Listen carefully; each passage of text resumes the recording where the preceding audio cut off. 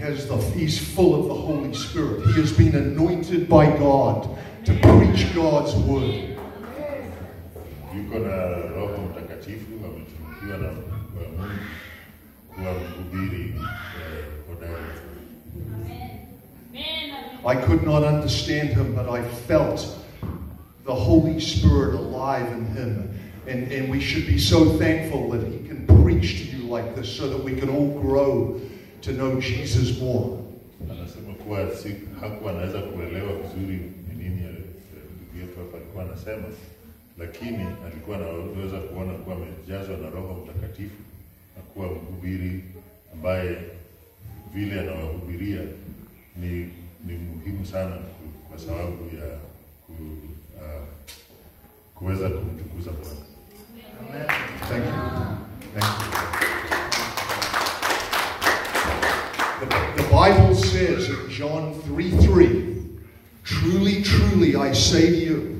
Biblia inasema katika kitabu cha Yohana sura ya 3 nambari 3.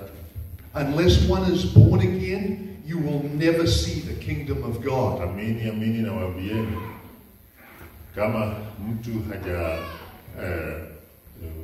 hajazaliwa mara ya pili, the kingdom of God.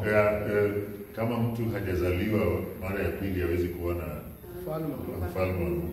So as I understand what you were saying in Swahili earlier about being born again, kwa vile nilikuwa nimeanza kuelewa vile ulikuwa unasema kwa Kiswahili kuhusu kuzaliwa tena upya.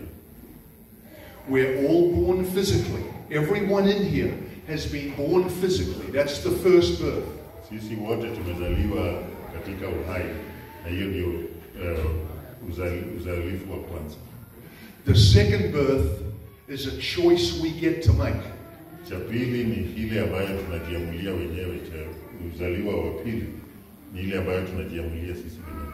And that is to accept the free gift of Jesus and invite him into our hearts. That is the second birth, where we're born again for the second time. Na hiyo ni kupokea toleo ya pili kutoka kwa Bwana wetu Yesu Kristo, na hiyo ndio kama uzalifu wa pili. So the Bible says every knee will bow.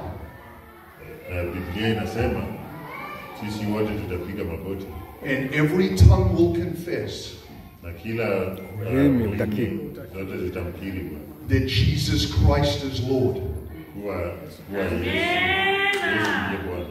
And if we have Christ in us, when we die, we will hear, well done, my good and faithful servant. Asante, well done. Asante sana, mfanyikazi mwema. But if we die without Christ,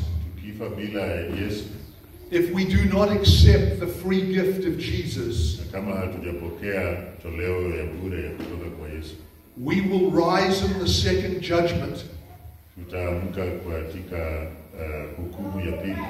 and we will have a one-on-one with Jesus, and he will say, depart from me, you worker of iniquity,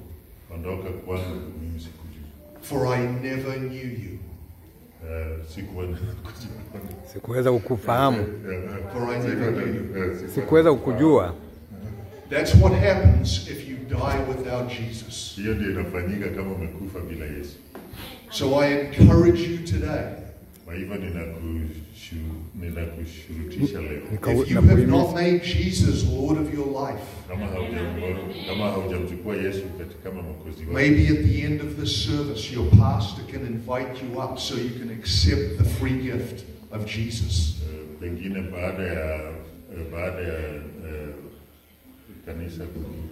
Kabla ya kanisa kuisha, mhubiri wetu atakukaribisha ili mpokee Bwana Yesu. This Bible was written by God. He spoke it through 40 prophets.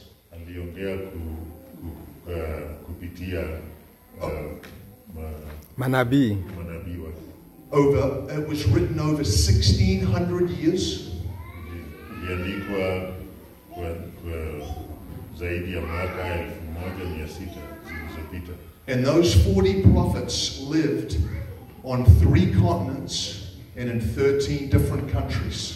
Na hao manabii waliishi katika miraba mitatu ya nchi, miraba mitatu za dunia, na pia nchi tofauti. Countries 13. Nchi 13. So this Bible is the living, breathing Word of God. Kwa hivyo hii Biblia ni neno ya uhai na pia pumzi ya Mungu mwenye uhai.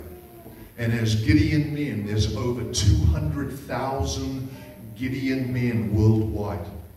Na kuna watu ambao wanaitwa wanaume wa Gideon ambao ni zaidi ya 2,000 dunia mzima. We have handed out over 2.6 billion Bibles. Tumeweza kupeana Biblia bilioni 2 na milioni 6 over the last 126 years. Kupitia miaka 120. Could you think of a greater gift you could give somebody than the living, breathing Word of God? Unaweza kufikiria zawadi yoyote ambayo unaweza kumpatia mtu kushinda neno la Mungu. Neno la Bwana ambalo linapumua pia linaishi. Now, unfortunately, we don't have any hard copies in Swahili. Leo katika bahati mbaya hatuna vitabu za Biblia ambazo zimeandikwa katika neno la Kiswahili. But we do have a Bible app. They can download the Bible app on their iPhone and they can read the Bible in Swahili. Okay. Lakini tuko na hizi kadi ambazo ziko na app ambazo unaweza kuzibonyeza katika simu yenu na uweze kusoma Biblia katika lugha ya Kiswahili. And the Bible is the truth. It's the truth of God's Word. Na Biblia ndio ukweli, ndio ukweli wa neno la Mungu. Jesus said, I am full of grace and truth. Bwana alisema kuwa grace and truth. Mimi ni neema. Kuwa ni neema na kweli. And you, grace and truth. That's what Jesus said. Jesus was full of grace and truth. And the Bible is the truth. Kwa hivyo Yesu amejaa na neema na ukweli ya neno la Bwana. Jesus also said, if you seek me, you will find me. Na pia Yesu alisema kuwa ukinitafuta utanipata. If you seek me with all your heart, you will know me. Ukinitafuta na moyo wako wote utanijua. So there was a lady in Africa. Kwa hivyo kulikuwa na mwanamke huko Afrika. She was divorced with one troubled teenage son. Alikuwa amepewa talaka, amepata talaka na kuna mtoto mmoja. And she heard a voice saying, life is too hard, I don't want to live, I want to die, I want to commit suicide. Akasikia sauti ikisema, maisha ni ngumu sana, sitaki kuishi, nimechoka na maisha, afadhali nikufe. So she was in her little place and trying to find a rope to hang herself. And she looked for a rope under her son's bed. Kwa hivyo alikuwa ameona kuwa anataka kuitoa uhai wake, alikuwa anatafuta kamba ambayo anatumia. Sasa alikuwa anatafuta chini ya kitanda ya kijana wake. And she didn't find a rope, but what she found was God's Word. Hakupata kamba, lakini kile kitu ambaye alipata ni hilo neno la Mungu. And she sat down on her son's bed and opened it up. So akakaa katika kitanda ya kijana wake akaifungua neno la Mungu. And the first verse that she read was Matthew 11:28. Kitu cha kwanza ambayo alisoma katika hiyo Biblia ilikuwa ni kitabu cha Mathayo 11 kuanzia 28. And that verse says, "Come to me, all you who are heavy laden, and I will give you rest." Na kinasema, njooni nyote ambao mmelemewa na mizigo, nitawapatia. And she felt a peace come over her. She felt akasikia kama kuna kozi ambayo imekuja. So that next Sunday, she went to a church for the first time in her life. Never stepped foot in a church. And she found a church and sat at the back with her Bible. Na hiyo Jumapili ijayo akaenda kanisani kwa mara ya kwanza na akakaa nyuma katika kiti cha nyuma kama yuko na Biblia yake ambayo and the preacher got up there and he said, "Today we're going to be in the book of Matthew, chapter 11, verse 28." Na mhubiri akasema, leo tutasoma kutoka katika kitabu cha Mathayo sura ya 11 kuanzia 20. Now, was that coincidence that it was the same verse that she had read on her son's bed? Kwa hivyo hiyo ilikuwa ni coincidence. Was that luck? Was that? Yeah, so hiyo ilikuwa ni bahati ama kubahatisha tu ama ni nini ambayo ilikuwa ni mpango wa Mungu? Yeah, there are over 31,000 verses in the Bible, and the preacher picked that verse. That lady that day gave her life to Christ. She came forward and gave her life to Christ. Kwa hivyo kuna sura 30,031 katika Biblia.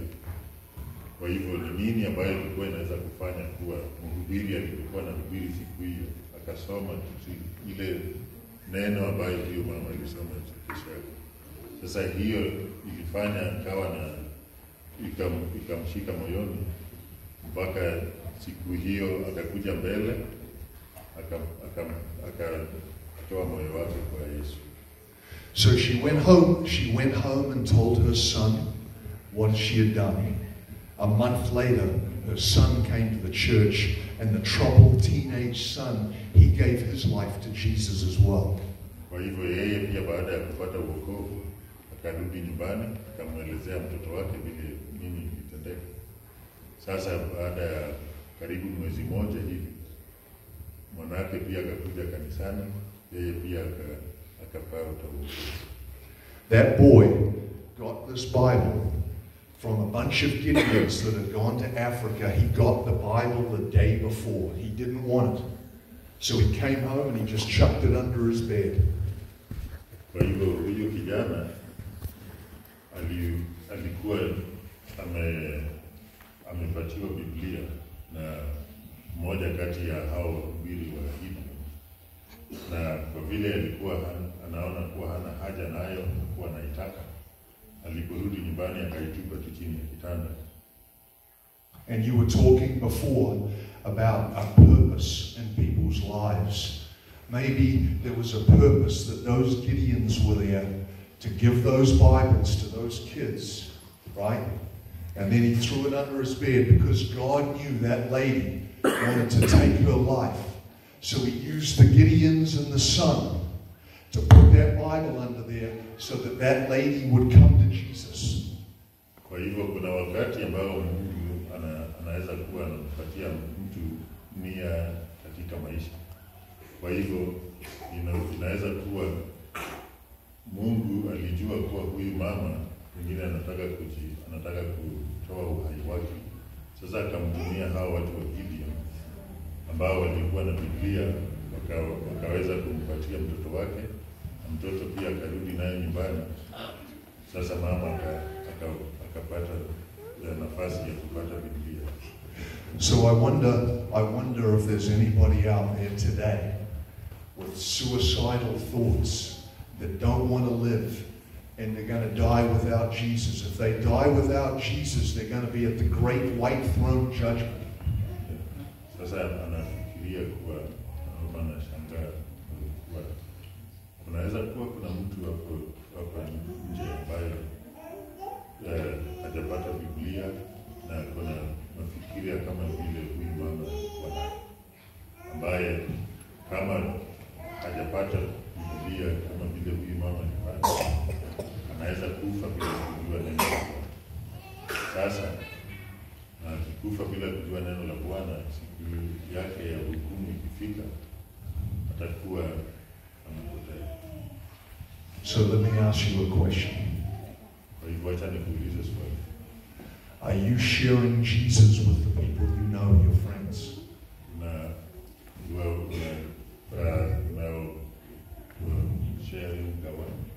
Sharing Jesus, the gospel, with their friends. Unawaelezea wenzako neno la Bwana. Unawaelezea marafiki zako neno la Bwana. I saw a church sign once, okay, in town, and you know what it said? Will anybody go to heaven because of you? Niliona kibao katika nje ya kanisa fulani hapa mtaani ambayo inauliza kuna wakati wote ambayo mtu ataenda mbinguni kwa sababu yako. And the answer for me was no.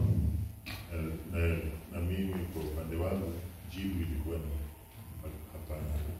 Because I personally didn't want to tell anybody about Jesus. It was just me and him. I didn't want anybody to know. Kwa hivyo mimi binafsi sikuwa ninaendelea kueleza mtu yeyote juu ya Yesu kwa sababu nilikuwa tu ninaona kuwa ni kati yangu tu na Mungu pekee. But that's not the right way to do it. Aren't you glad that someone told you about Jesus? Na hiyo sio njia njema ya kufanya, kwa sababu si wewe pia uko na furaha kuwa kuna mtu ambaye alikuelezea juu ya Yesu. And that's what Jesus wants us to do. He wants us to throw seed. Whatever happens, okay, that's between them and God. But our job is to, like your preacher, to tell people about Jesus. It's the greatest decision you will ever make, is to accept Jesus. It's the greatest decision you'll ever make of your entire life. Kwa hivyo sisi kazi yetu ni kupanda mbegu kuelezea watu vile neno la wokovu. Lakini kitu chochote kutokea hapo itakuwa ni kati ya huyo mtu na Mungu. Sasa sisi kazi yetu ni kuelezea watu wengine juu ya wokovu. Vile mhubiri wetu hapa alisema kuwa tuwe tunajua kazi yetu hapa duniani ambayo ni ya kufanya kazi ya Bwana. Na tukiwa tunafanya hivyo tutakuwa